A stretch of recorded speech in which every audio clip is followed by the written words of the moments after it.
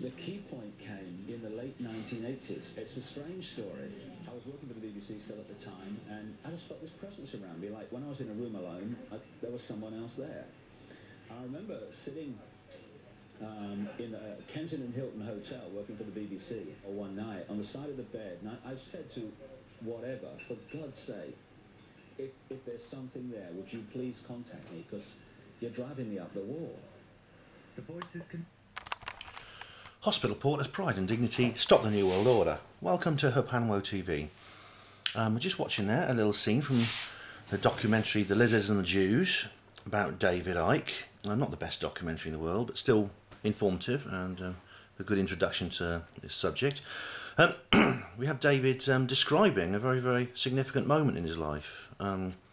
It's when he was sitting on his bed in the Kensington Hilton Hotel, and he asked this presence that was around him, is someone please there? If there's someone there, could you please contact me because you're driving me up the wall? This is the first time he actually addressed this presence around him that he experienced, because he'd been feeling this for some time. I mean, a week after that, he had his famous experience at the railway station in the shop where he found his feet rooted to the ground. If you look at more of David's work, you'll learn more about what actually happened to him. But this is a very significant moment in his life. It's a step he took on the path to becoming what he is today, spiritually aware and conspiratorially aware. And the reason I brought this up is because I'm actually sitting here looking at the Kensington Hilton Hotel now. And there it is. That is the Kensington Hilton. Doesn't look very fancy from the back, because that's actually the back end of the hotel. The front end is far more ornate. It's just me, or does it look like a Mayan pyramid? You know. And they are flying a flag there, you see. It is the Hilton, and there's the flag. You can't see it very well, but that's the Hilton flag. If they're flying a flag, it means that Paris is in. God knows what she's up to, I dread to think. Probably drying her one pair of knickers on the radiator in her room. Now that is where David was when he first did that, when he first said those words and addressed this presence that he felt around him. I wonder if there's any of these rooms here. You see here the windows. You know, it's quite amazing to be sitting here near that place, near the place where that happened. And no doubt the skeptics, you know, people like Dr. David Clarke, would say that I'm a pilgrim and it's a pilgrimage. You know, that's the kind of patronising language they use. Anyway, the reason I wanted to make this film was because while I'm sitting here, right next to the Kensington Hilton, I've also got a copy of The Sun. This is The Sun from last Friday, which actually did an article about David. Now, I don't know if you read The Sun. Don't worry if you don't. If you do read it, you don't have to tell me. Don't worry. I wouldn't in your position. I just bought this one particularly. Actually, some friends brought it for this very reason. Now, I'll put a link in the description box to where The Sun did an article about the conspiracy conference circuit in which they featured me and HPANWO. And you know what? They for just a short time, I think it was due to the phone hacking scandal, they made a half-hearted attempt to be decent journalists, just for a short time, because although this article was quite tongue-in-cheek, I don't know if you'll agree, but it was very tongue-in-cheek, but at least it was vaguely factual. Now you're going to see a very different story here. Let me show you. The Sun, your current bun. Oh my God, Jordan. Oh God, you can't go anywhere without hearing about that bloody woman. Let's turn these pages here. Oh, I'll have to wash my hands after handling this damn paper. Page 3. Have a quick look. No, I'll have a look at that later, maybe when the camera's off. Let's carry on through here. Ugh.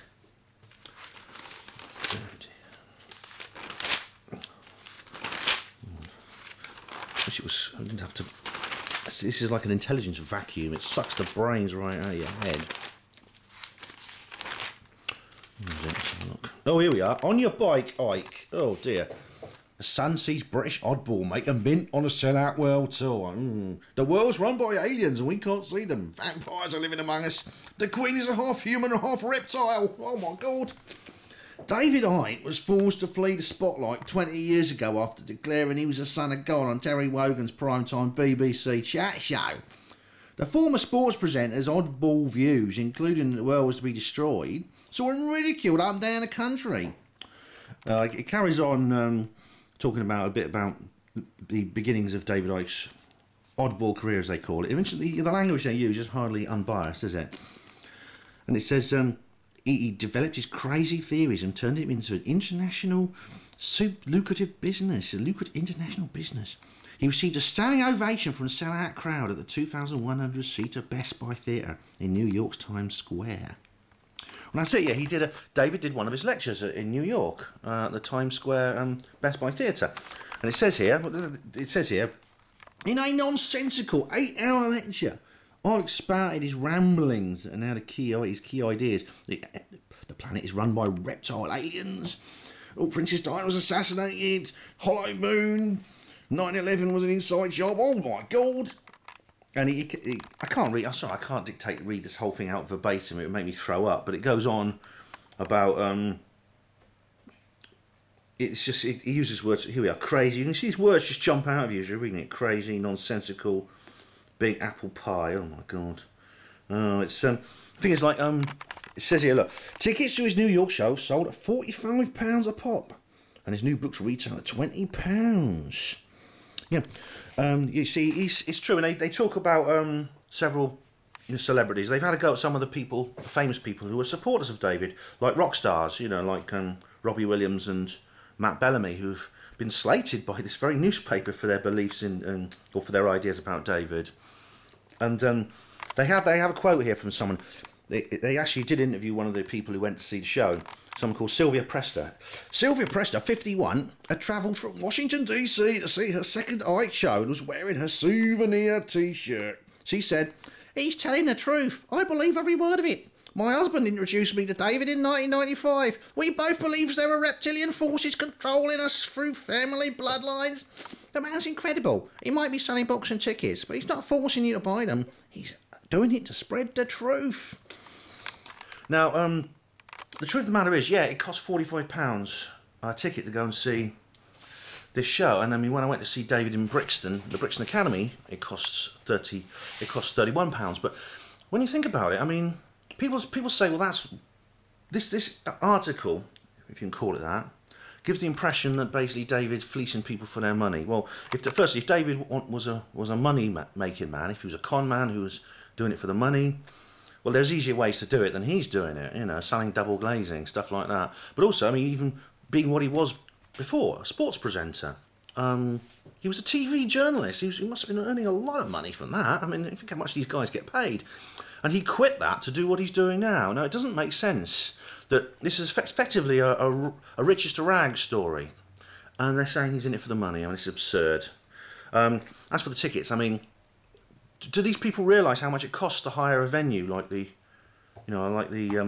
Brixton Academy or this theatre in Washington, in New York? Do people realise it costs money to hire it? And what's more, this is an 8-hour show. He booked it for the entire day. Now, you can go and see a rock concert from U2 or one of these other big bands, and you'll pay twice as much as what you pay to see David for a 2-hour concert. You could pay £100 or more to see U2 live for 2 hours, or any of these other famous rock stars, Lady Gaga or whatever. And they think he's in it for the money. I mean, I doubt if David made any significant profit from this event. It goes on here to talk about his turquoise period. Oh my God, oh dear. And there's a little potted biography here. He signed for Coventry City as a goalie in 1967, retired in 1973. Talks about his basic career. They have to bring up his relationships, of course.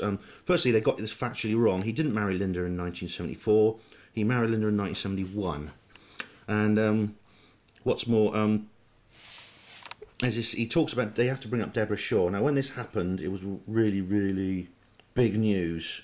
Because David did have a polygamous relationship for a while. And The Sun and the other newspapers, they predictably made a big deal out of it in terms of they made a very, very judgmental and nasty, snide and sleazy assessment of what was going on, the usual kind of thing.